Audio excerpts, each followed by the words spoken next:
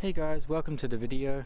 It's a beautiful day here in Osaka and we're out with the HPI Racing Vorza S Flux Truggy.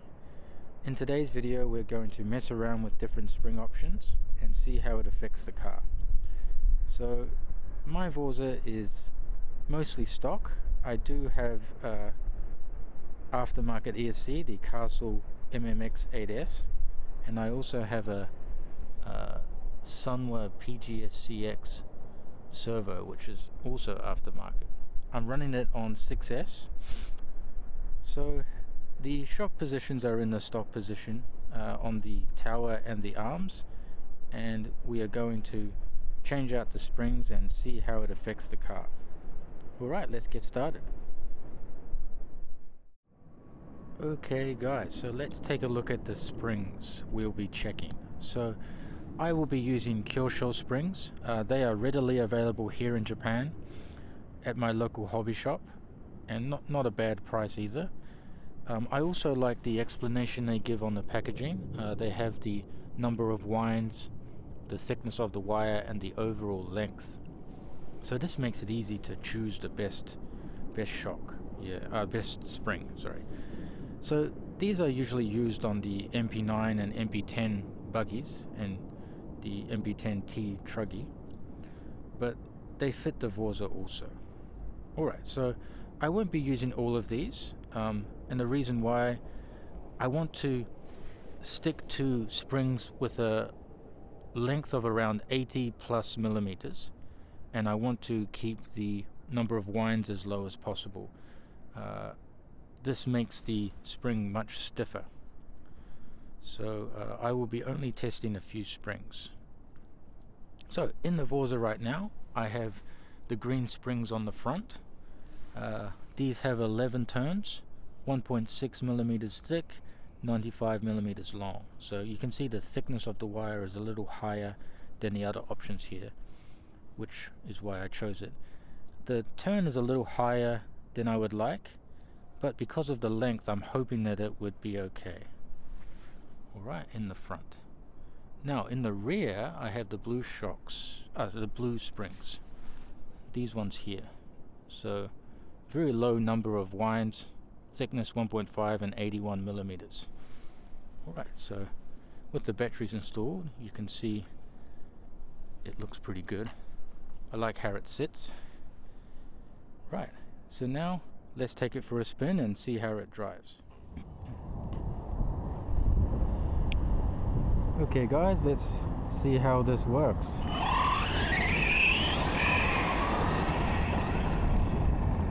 Already I like how it handles actually. It sits really nicely. Look at that. No droop. Yep, jumping's good. Let's do another one. Ooh, avoid the water.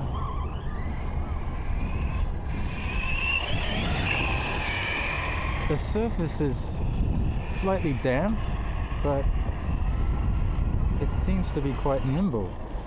Steering works quite well.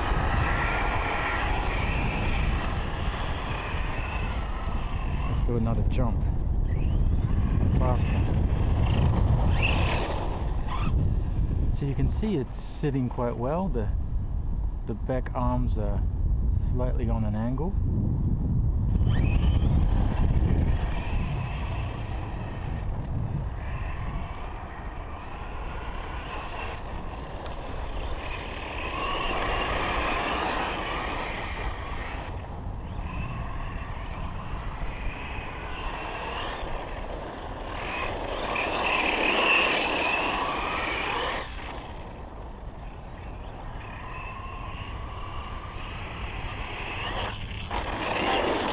Yeah, it jumps quite well. I do feel like the steering could be a bit more responsive, so I might screw the spring tension a little higher and see if that makes a difference. Okay, I have adjusted the spring retainers a little tighter, and let's see.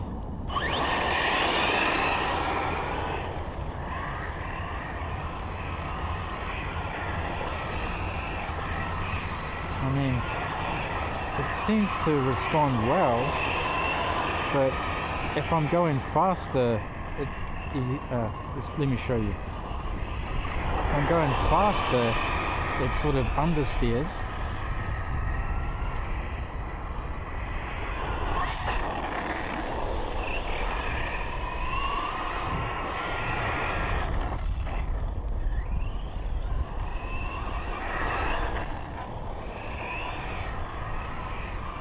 Only when I lose traction in the rear, it sort of comes around and starts going the direction I want it to go.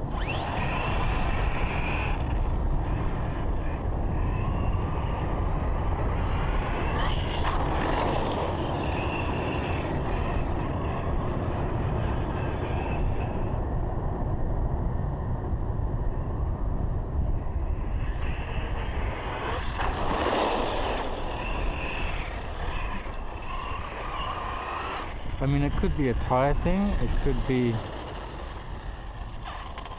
yeah, it could be a surface thing, I'm not really sure, but I think for bashing it's pretty good.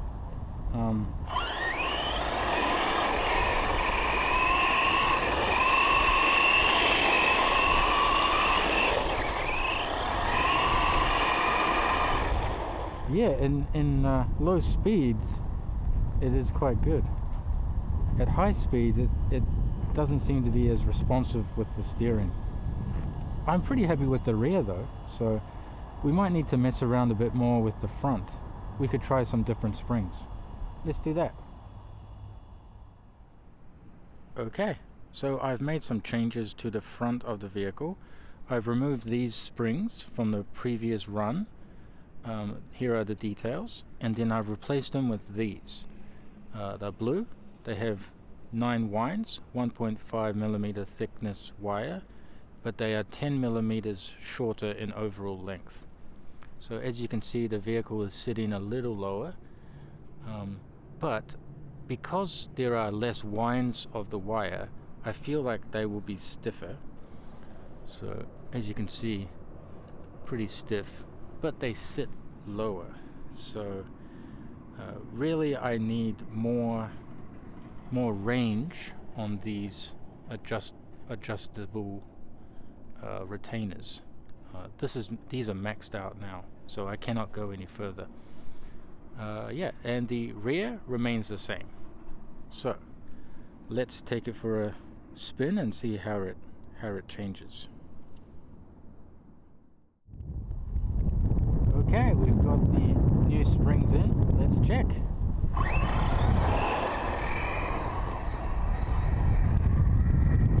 Ooh, okay.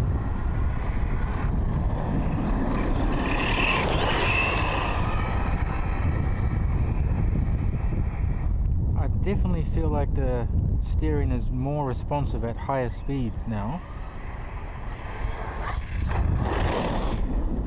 The rebound on landings are also not too bad. Not as good as the previous springs I used on the front. You can see it dips a little bit.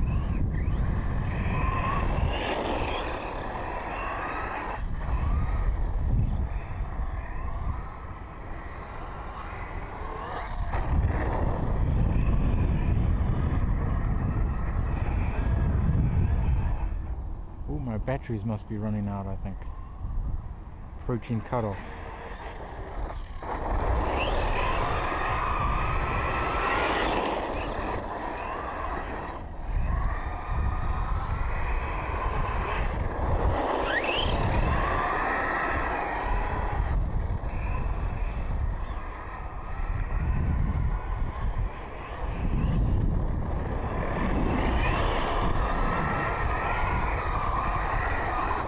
Alright.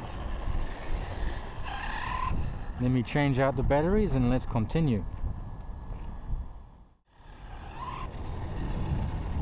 Alright, so I've changed out the batteries, and also the pin on my left CVD came out, so I had to fix that too. that was my bad. I tightened it up and the set screw was not on the flat part of the pin, so I reset that. Now it's all good to go.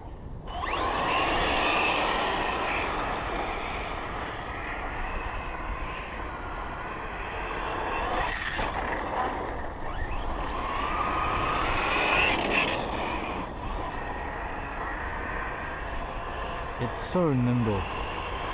Yeah, look at that. I definitely feel like better tires would make a dramatic improvement as well, but it's okay.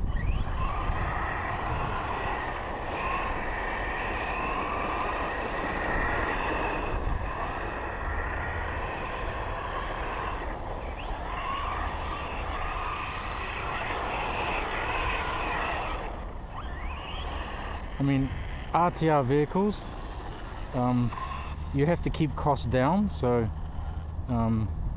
I totally understand.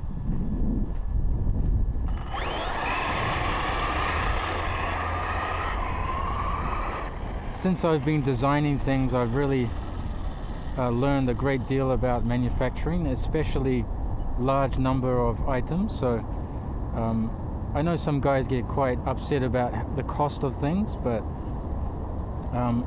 like every cent matters in large-scale manufacturing. So any way to save money to bring the car to the customer as cheap as possible, they got to do it. So even if that means making some sacrifices on tires, totally, I get it.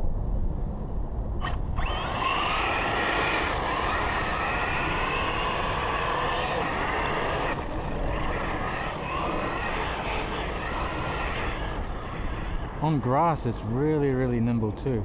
So look at that. I'm going to do a nice sharp turn. There we go.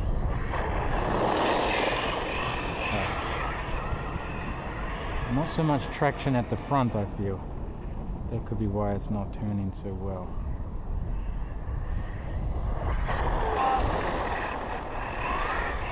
There we go. Get that back around. There we go, cool.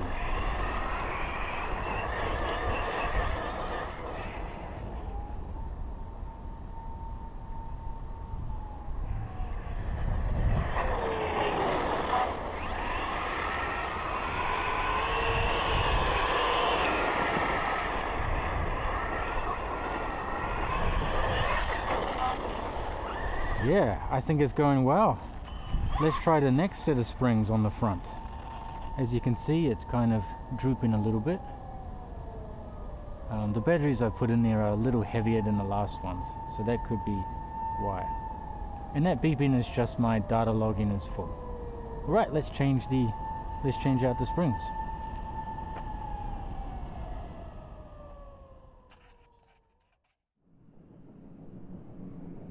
Okay, so I've made another change with the front springs. So just to recap, we had these in the first test, and then in the second test we had these ones here.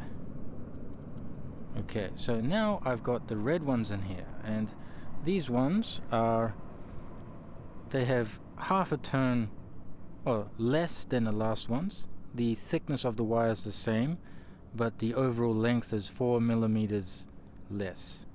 So ideally I'd like this to be more because of the fewer turns, but yeah, we'll see. So as you can see, it's sitting down much lower again, but it looks softer as well. Yeah. Alright, the rear, no change. Alright, let's see how it drives. Okay, so we have the red springs in the front, and you can already see there is more droop. So I think the length in combination with the number of winds are not ideal for the front, but let's try anyway.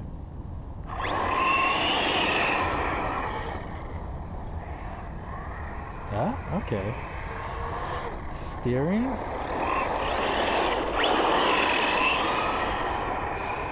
has improved? That's weird.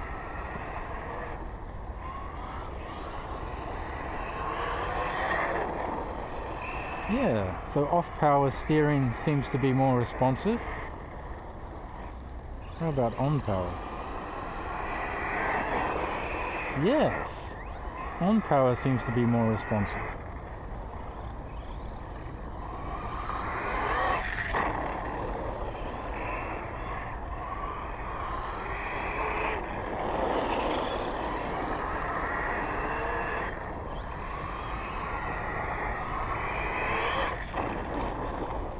The only problem is when you do jumps, it's closer to bottoming out on the chassis. So ideally you want something sort of in between there, right? Less rebound or less, not as soft, and harder, so it steers better. But that's weird. I mean, it's softer in the front, but the steering is more responsive and more sensitive.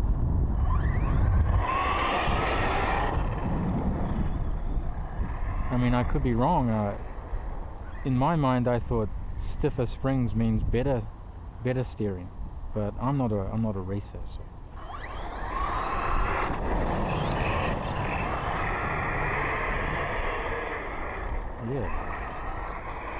Yeah, on power, it turns better.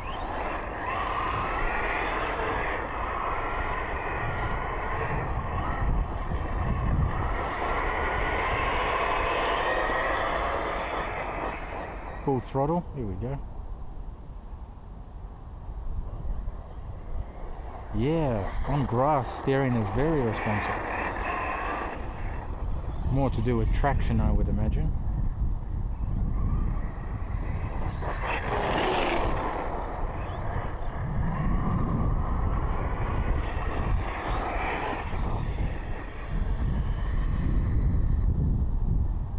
There we go, come back.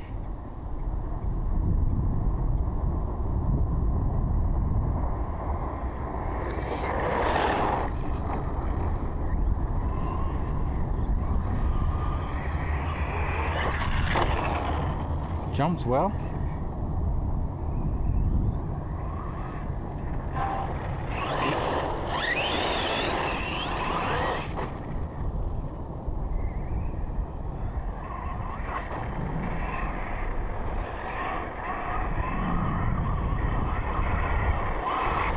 Okay, so better steering on power and off power, it seems. Okay, well, let's change again to another set of springs in the front for the last time and see how it drives. Okay, so I've made another change. I've removed the red ones from the front and I've replaced them with light blue. So the winds are much higher, the thickness is lower, but the length is also high. So it's already drooping quite a lot, but we'll try it out, see how it works. Now the rear is the same, there's no change at all for all of these tests. We're just playing around with the front.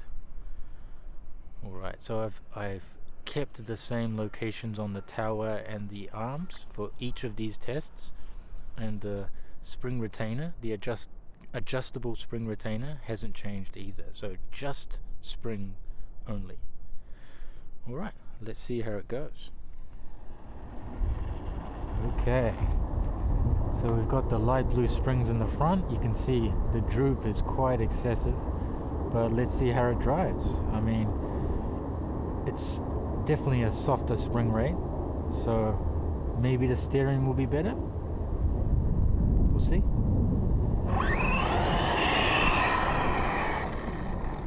Oh, okay.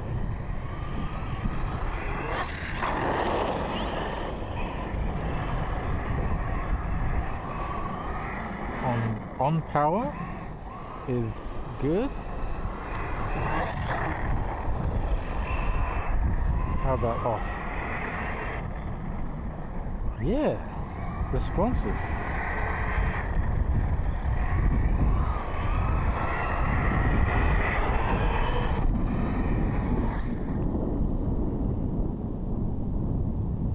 fast is quite good too. Oh, she's quick. So for you guys familiar with Castle ESCs, I've got this set up on high, so it's 15. It's not the default setting, so it's a little higher timing for the motor. And also I've got it on 75% punch, so it's restricting, I believe that means it's restricting the amount of flow to the motor by 75%.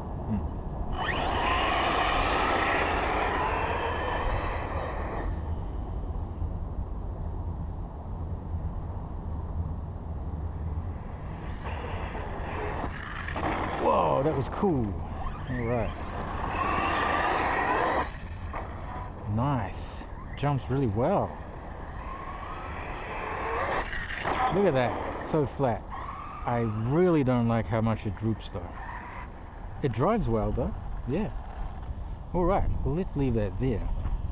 So I would like to go back to the red shocks, the red springs. I feel like it's a nice combination of like a high ground clearance and let's see, also responsive steering, but you can still jump quite well. So let's do that and finish out the video.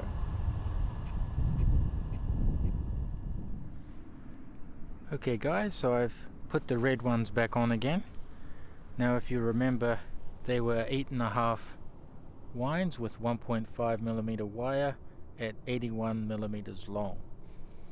So really, in my opinion, I feel like a 85 or 90mm length with the same amount of winds and thickness would be perfect.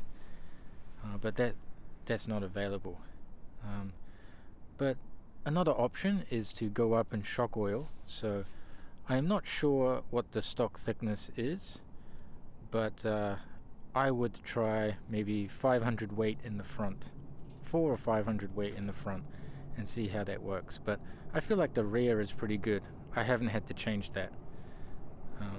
And another thing, just a few other settings. I have added set screws or droop screws to the A-arms. They are 4 by 12mm set screws, or you could even do 4 by 15mm set screws. But they are not engaged right now. They are just screwed out and are not engaging with the chassis at all. So it's just the springs that you can see. Also, center diff, I have the stock 50-tooth spur gear with a 15-tooth pinion, which I believe is the stock ratio.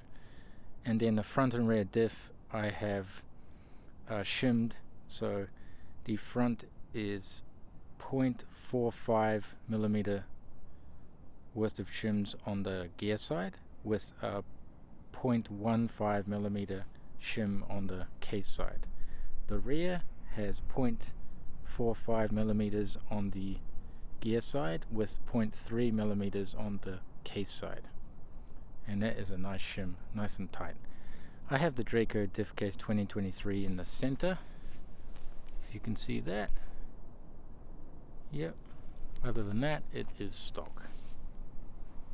Alright, so that is the end of the video. Thank you very much for watching.